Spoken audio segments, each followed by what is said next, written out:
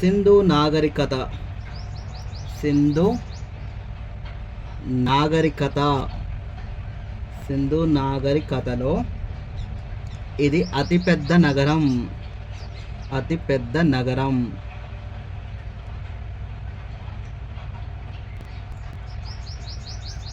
సింధు నాగరికతలో అతిపెద్ద నగరం అని గుర్తుపెట్టుకోండి. సింపుల్గా ఒకటే పాయింట్. సింధు నాగరికత ఇటీవల కనుగొన్నది రాకీగర్ అనే నగరం. ఆ ప్రాంతం గురించి పక్క పెట్టండి. ఇప్పుడు మొహన్ జాదారో గురించి చెప్పుకుంటే ఇది సింధు నాగరికతలో అతిపెద్ద నగరం అని గుర్తుపెట్టుకున్నాం కదా. ఇప్పుడు ప్రాంతం గుర్తుపెట్టుకుందాం. ప్రాంతం. సింధు నాగరికత యొక్క మొహన్ జాదారో గురించి చెప్పుకునేటప్పుడు ఈ ప్రాంతం గురించి అడుగుతారు. కాబట్టి ముఖ్యంగా ఈ ప్రాంతం అనేది ఏ దేశంలో ఉంది అంటే పాకిస్తాన్. పాకిస్తాన్లోని ఏ రాష్ట్రం అంటున్నాడు? ఇక్కడ దేశం అని గుర్తుపెట్టుకోండి. మరియు సింధు రాష్ట్రం.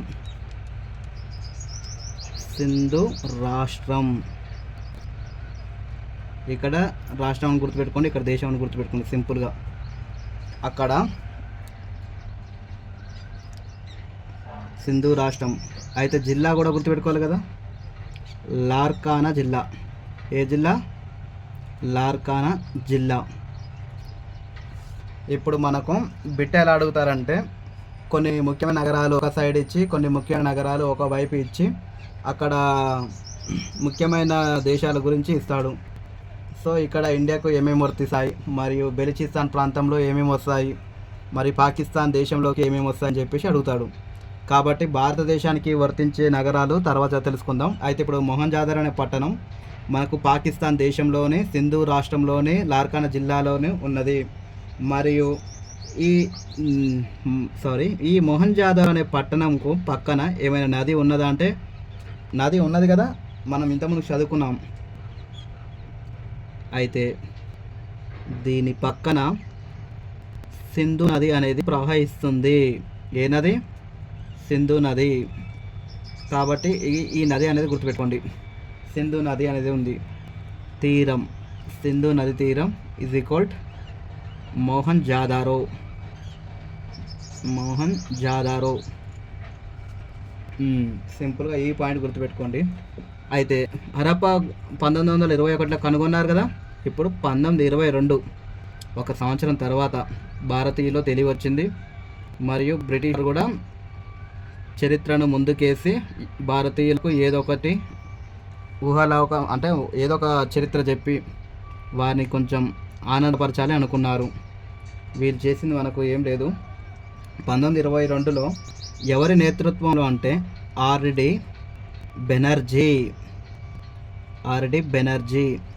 బెనర్జీ శాస్త్రవేత్త గారు కనుగొన్నారు. అంటే ఇక్కడ మనకు ముఖ్యమైన పాయింట్ ఏంటిది? ఆర్డి బెనర్జీ గారు 1922లో తవ్వకాలు చేపట్టాడు. తర్వాత సింధు భాషలో మనకిప్పుడు సింపుల్గా మొహన్ జాదారో అంటే ఏంటిది అనేది మనకు ఒక ముఖ్యమైన పదం. ఈ పదం ఏంటిది అనేది చూద్దాం. మొహన్ జాదారో అంటే ఇక్కడ అనగానే క్వశ్చన్ మార్కేషన్ చూడండి. మొహన్ జాదారో అనగా మృతువుల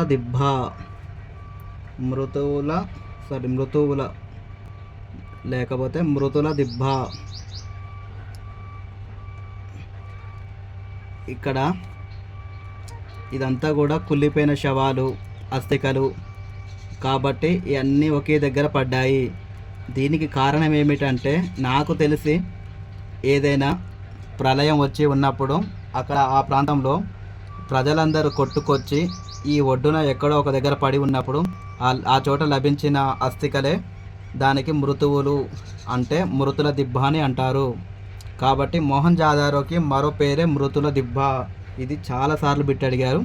ఆర్డి బెనర్జీ గారి నేతృత్వంలో కనుగొన్నారు. ఇది కూడా చాలాసార్లు అడిగారు. మరియు ఈ పట్టణం అనేది సింధు నది తీరం పక్కన ఉన్నదని చాలాసార్లు అడిగారు.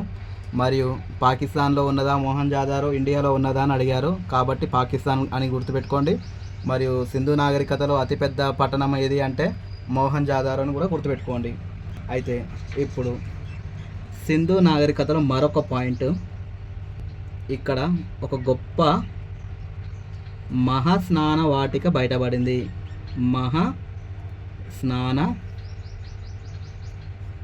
వాటిక. మహాస్నాన వాటిక అంటే ఏమిటంటే, వాళ్ళకు ఆ రోజుల్లో ఇంట్లోనే ఒక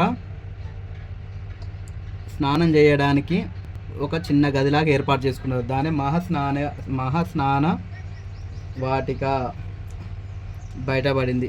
ఇది బండా గుర్తుపెట్టుకోండి. ఇప్పుడు ఇది ఇల్లు అనుకుందాం.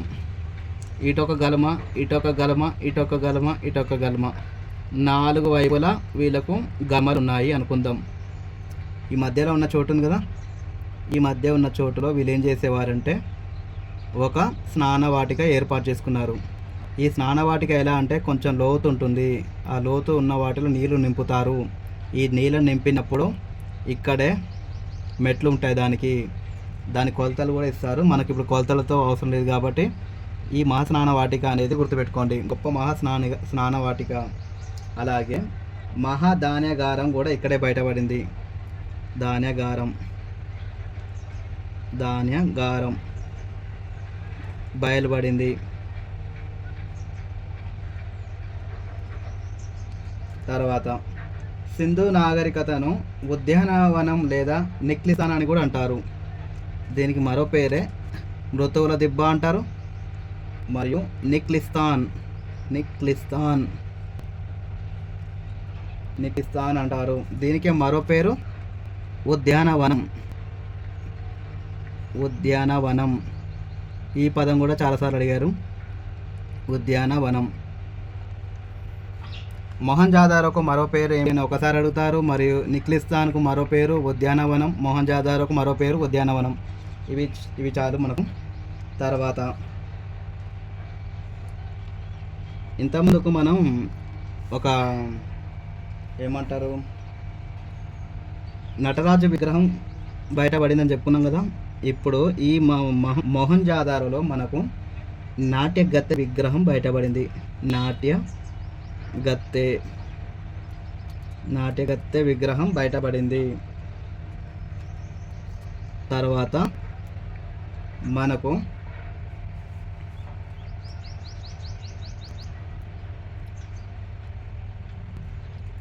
పశుపతి అనే రుద్రుడు, ఇతనికి మరో పేరే మనం శివుడు అని అంటాము. శివుడు, ఇతని ముద్ర కూడా బయటపడింది. ఓకే, పశుపతి అని గుర్తుపెట్టుకోండి. ఇక్కడ నేను రౌండ్ మార్క్ వేసిన చూడండి, రైట్. తర్వాత ధాన్యాగారం బయటపడింది. ఇక్కడ గొప్ప స్నానవాటిక ఇది ఒకటి, ఈ 2 పాయింట్లు. తర్వాత మృతుల దిబ్బ అనేది ఇక్కడ నేను బొమ్మ వేసాను, ఇది చాలు. తర్వాత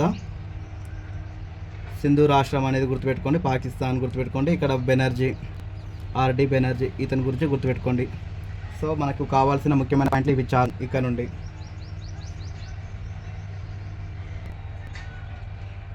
మరో ముఖ్యమైన పట్టణం కాలిబ్